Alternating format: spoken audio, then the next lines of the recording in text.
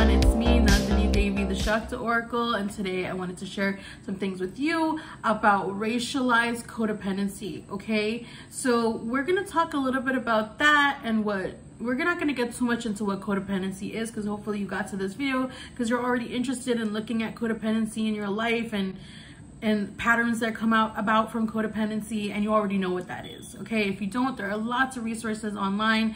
Just put it in Google. There are tons of lists of ways to see where codependency shows up with that. But first I wanted to share, what brought me to this place of even thinking about racialized codependency. And so some of you may know I'm an intuitive wellness counselor. Essentially what that means is that I have this foundation of like spiritual initiations and spiritual tools, and that's like my main support here, right? It like supports the counseling sessions. It comes into play. It's the intuitive part. It's what helps me navigate what does this person really need? How can this space become like the best that it can? But there's a huge integration here of like a decolonizing lens.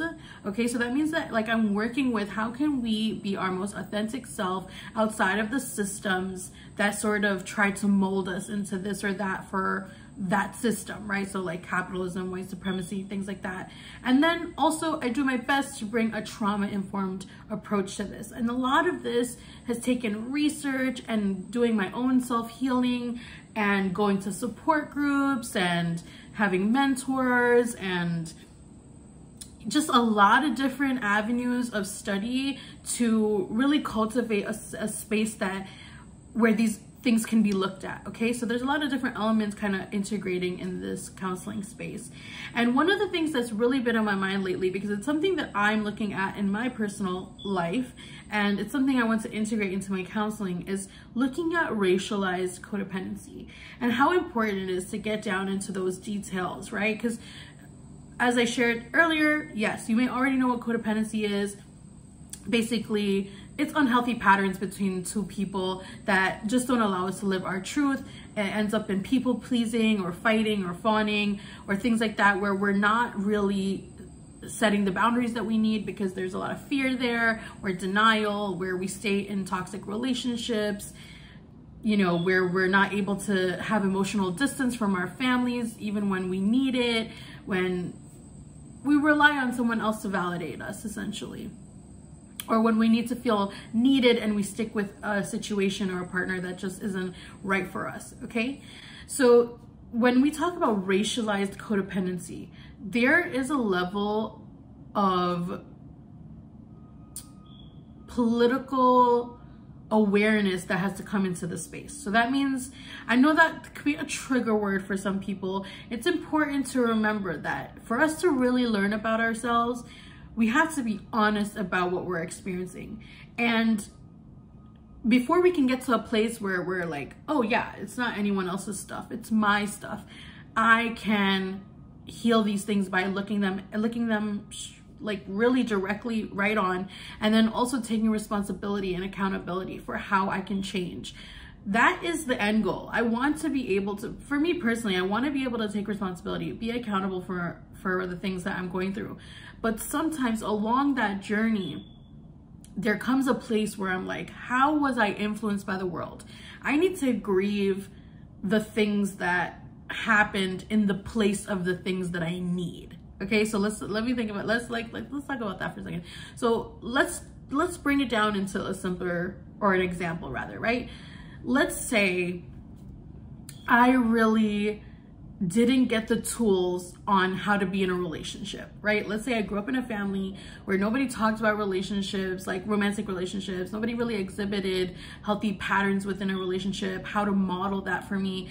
And during my healing, I'll have to grieve that at some point. I'll have to actually recognize, I'll have to stop having toxic relationships, and I'll have to say, wow, I really wasn't taught this. And this can happen in any stage of your life. You could be 15, 35, 65 when you realize this. And there's grief with that, because you're now realizing that you didn't have the parents that you needed, the role models that you needed. You're gonna have to go through that processing, and when you go through that processing, there's going to be some blame. There's going to be some blame. And saying that we're not gonna blame people, or that we don't, that all of that, toss it out the window. every part of your process is important. Even the part where you're not taking responsibility yet, where you're realizing you're a victim or you're realizing you didn't get your needs met, your process is important. So stick with that, right? There will be a time where maybe a responsibility and accountability will come, okay? Remember that process. Now, when it comes to racialized codependency, there's an element to healing that means you have to look at how systems also have failed you, have failed a lot of us, and have kind of programmed the people in your life to act the way that they act. This is not about taking away responsibility and accountability from them as well, okay? Because this could get really tricky if we start to think about it in terms of somebody being abusive, right? If somebody's being abusive, you don't want to be like, well, it's because of this bigger construct. It's because of that bigger construct, and that person is choosing to live in that, okay? That person's making a choice to not look at the way that that construct has affected them. So essentially with codependency, one person needs the other person to be in the position that they are, act in the ways that they do, and like to play out this dynamic and story, right? So if one of you changes, it really changes the whole dynamic. And that's why racialized codependency is really important to examine, because it could dismantle racism and decolonize the way that we do things with each other, right? Because if one person pulls away from this dynamic, it can allow that dynamic to kind of shift.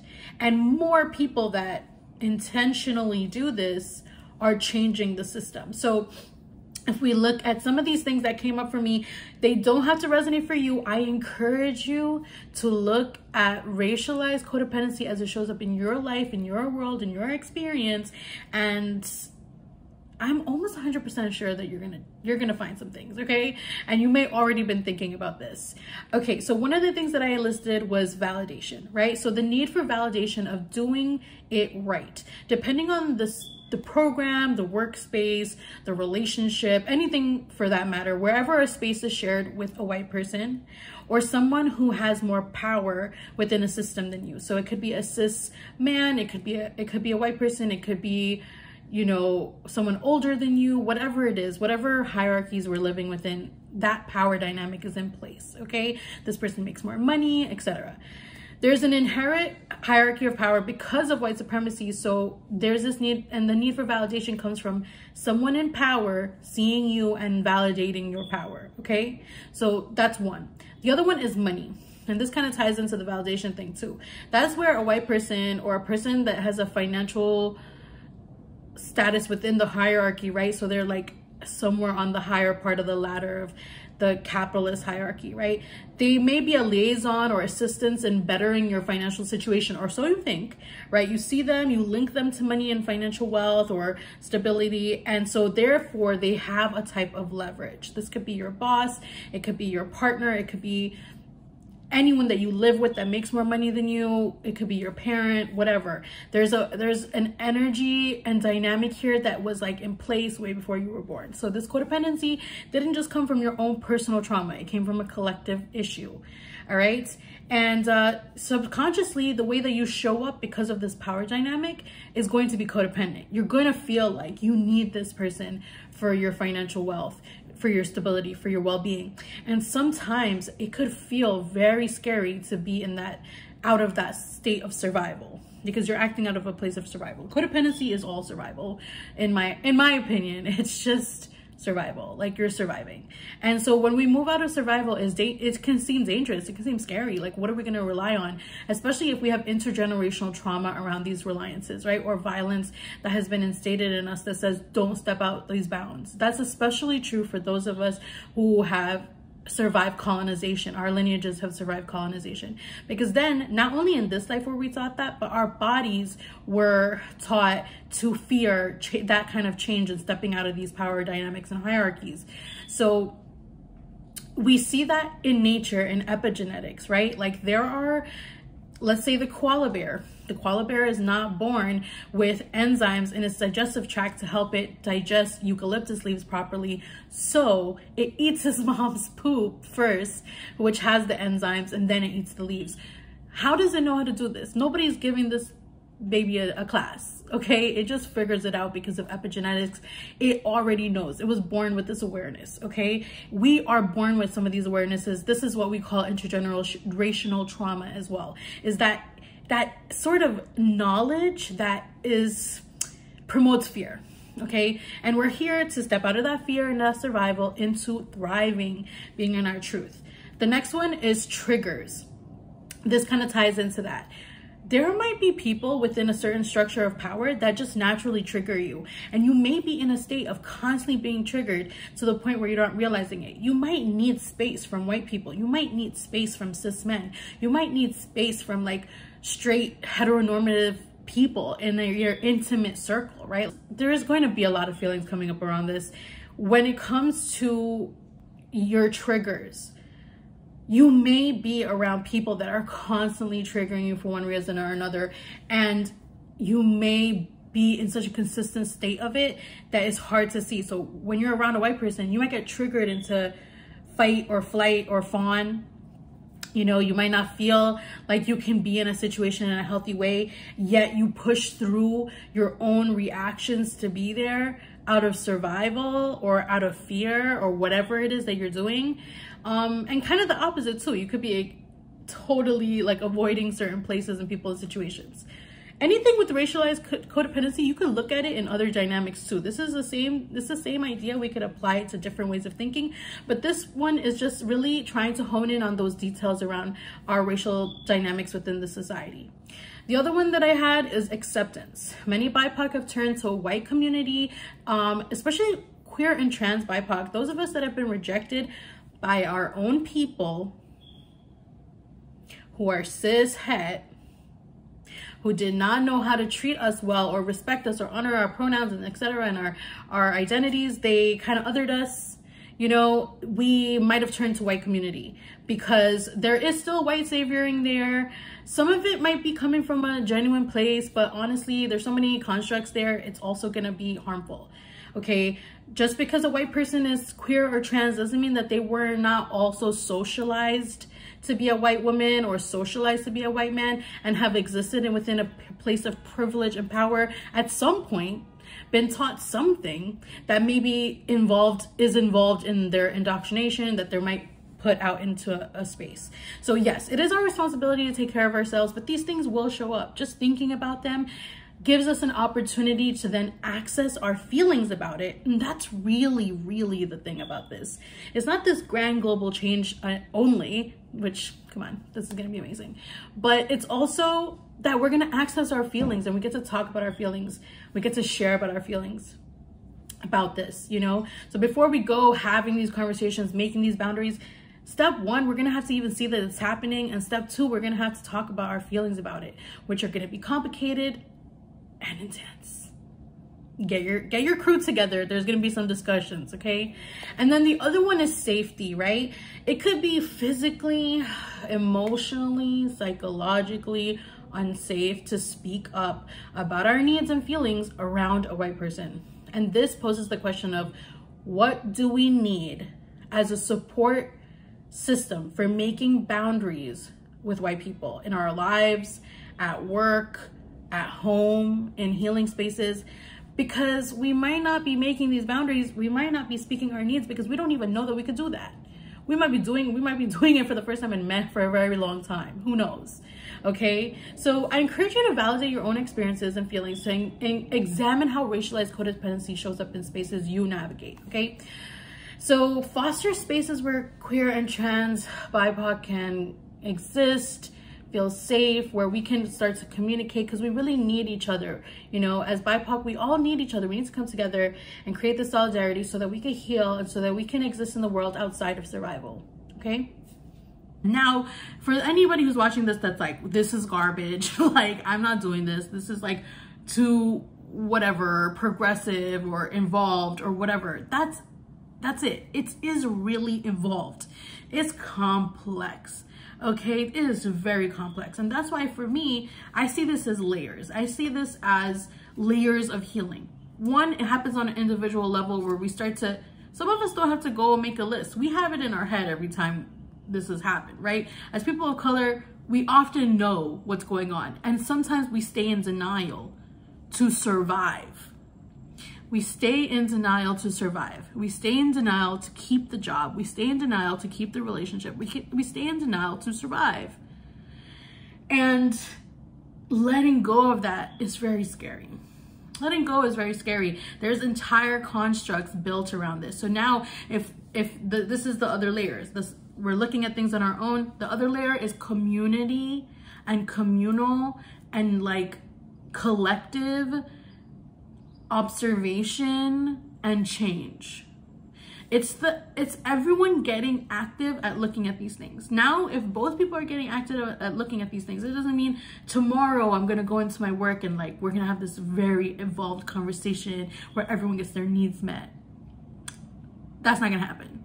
But it is the beginning of unpacking these things, right? And it can create a safer space where these conversations can happen. There's a lot of having to choose out of survival here, and that keeps the codependency happening. So if that white person is also looking at their stuff and there's like a safer space to communicate, that changes things. And then the third element is spirit, the spiritual element, which is a part of my work, right? Like I like to add that in there because it is important to me.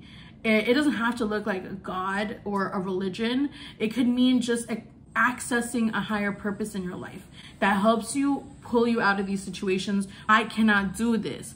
I have boundaries around my time. My self-worth and my time are connected. When I give all my time away, when I do things that I don't really want to do, that end up hurting me or harming me in other ways, I'm not living in my truth. So then we add this spiritual element to it. We ask our higher power, our guides, our angels, our elevated ancestors to step in and support us through this transformation. You talk about it. You start to talk about it. There's also other elements to it that don't have to do with a person of color and a white person. There's this racialized codependency that might happen within your own race and culture, ethnicity. You might have learned how to interact with people that look like an auntie, that look like your mom, that look like your dad, that look like your cousin. You know, you may have triggers and trauma and ingrained ways of acting. You may have to treat all elders a certain way because you have been programmed, you know, taught to act this way.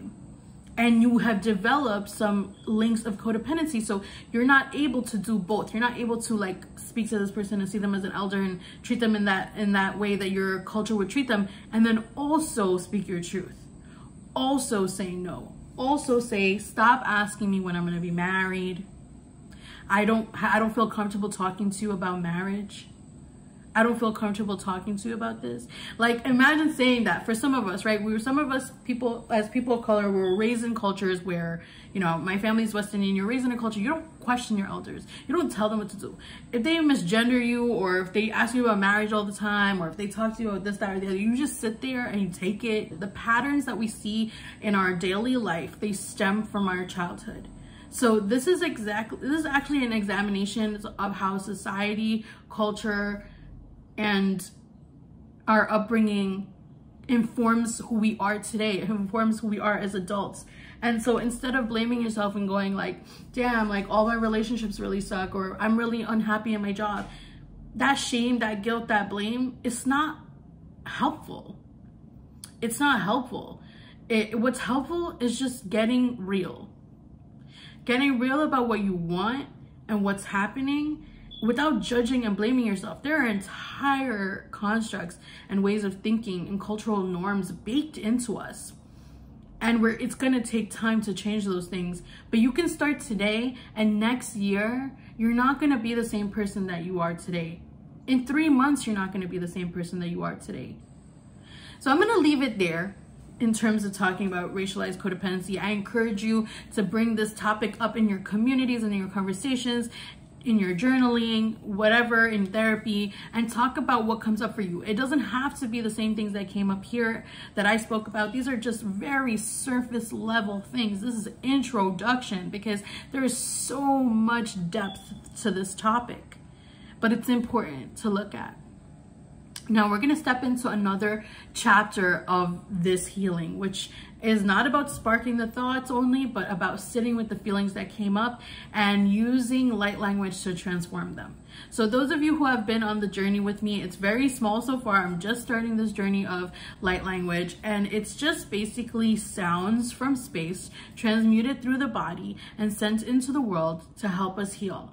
And this may not be your cup of tea, so you can go ahead and click off right now. But if you are interested in trying this out, what it looks like is allowing yourself to feel whatever it is that you're feeling. Tap into that energy, use your breath, and close your eyes.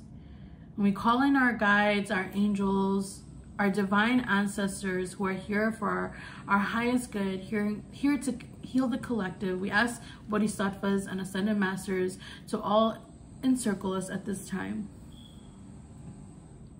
And I ask to be a conduit of healing, to help us to move the things that we cannot move, to change the things that we cannot change, the things that we need courage for, and to bring us inner peace, to help us to access that racialized codependency and really clear it from its roots, clear the roots of toxic capitalism, patriarchy, and white supremacy, to decolonize our minds, and to help us to build the communities going forward where we can all be abundant, where we can thrive, where we can feel supported as we go through uncomfortable moments, challenges, the highs and lows of life.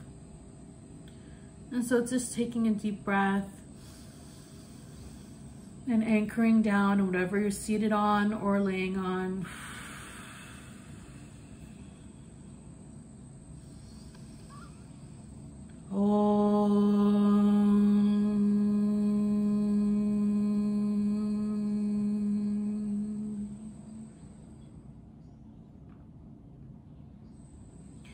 Ang koroin sa antara eloroisa, mamangarota talay taitoi.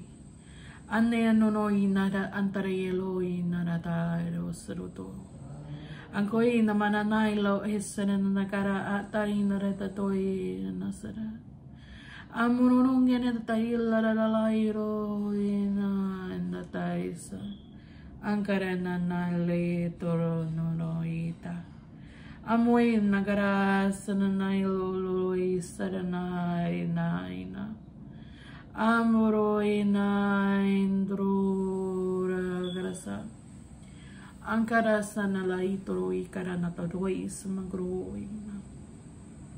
Amporo rondroi nanagay naraorin narase. Ang karasa nandali koroi sa taparoi tapantoroi ndawila ay tarasara. Antering koroi sa nananay lololoi sa manur koroi sa mapapakoro ita ay nara sa ay. Ang karin nalala ara indra idro sa indroi bakara sa nono oroi sa ayrora manala tatay toroi. Antero sa nakarain na ay na alay na rasruwe na anelo indero ingasa ito. Ang po'y nanggarasan noila at tarayte. Ang ko'y indro basahin dara akay tara ande lololo isa. Ang boy na ande laita ang kukoris kukurindi ang baka inda. Misa tayo to inti inkoro ina na ila ko ina antara ese. Ay no ina ewela isa maindo ina eta aroe. Ang mamangin na isoy na tatakay ito ina sinturi makalala ito isa. Ang kainoy na etara itoy sama ito.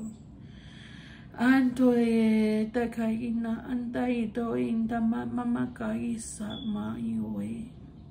Aro oy na ay raw ela at tatay sa namaga. Amoy na ito na andero ini. Asa nang gandile tatay noy na para wasa. Oh, hoina ka guarenta tai soro in the minka ein compoin kintorois. My mamin koringa in the eladainstro in the vara asai noina antari in Amaringa eta ina noina sa ando in line roy in the sanail. Amboin loira in Sagarainda, Amboina Leroinda, Asana Endero Inga Samaira, Ambora, Angoroinda, Lenandoresta, Amporoinda, Inda Sanangara, Tainda Asa, Okoroina, Mamamarao, Abarata Isa, Nungoroina, Malaitaro, Ampara Sanana. Nana karayuna na sanino go ambara katero nana sananda toina takala ampuru sananairo tasa manga da indoresa indaroina sananoita indoroisa anga inonila inda kana sanana andaro andara tatara tungara tatara tanda samungara tapu angarita sanena nangera anda sanala amboro undoina ambaro nongore ta sande arefa kanamba tari koina tataita antera tata sanonira tataira amboro naningara baba basanawara andaira amboro ikana nanana tara ingara tasoro angara tatoro ingara tatai nanana rikananoso andero tangara tananana boro kagasa namara andero inanana sare andagara suni ando inanana isoro manga amboro ino andero Amana lena no satai no sina na bagara ambori anda ta ansana andoi ananingara amboro nanangari nana isoina ambara noi ambongoroi nanaya karasana amboroina rakarasana narone nananga amboro sanana nangaro ina anana angoroina amboro sanana noroinga nangoinga amburunga manananga ngonga manananga namanga mananamo amburunga manananga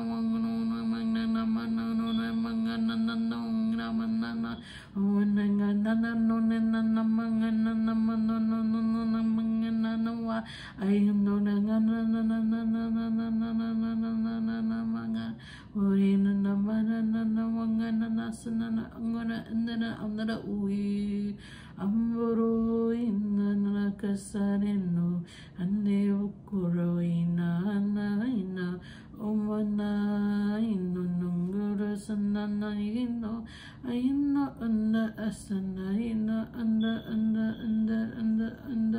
amboro ina angaro ando ye nama angarasa.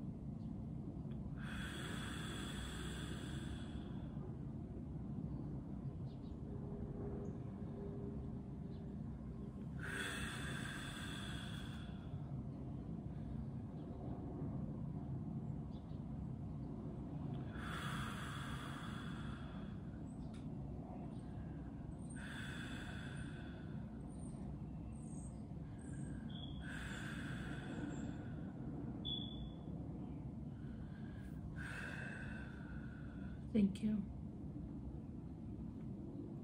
I hope that this video was helpful, that this healing was helpful, or the prompts to talk about and think about racialized codependency. I love you so much. Rest well, allow this to digest and transform you. And I'm just really grateful to connect. If you want to subscribe, you can. If you want to join on Patreon or donate, all those things are going to be below.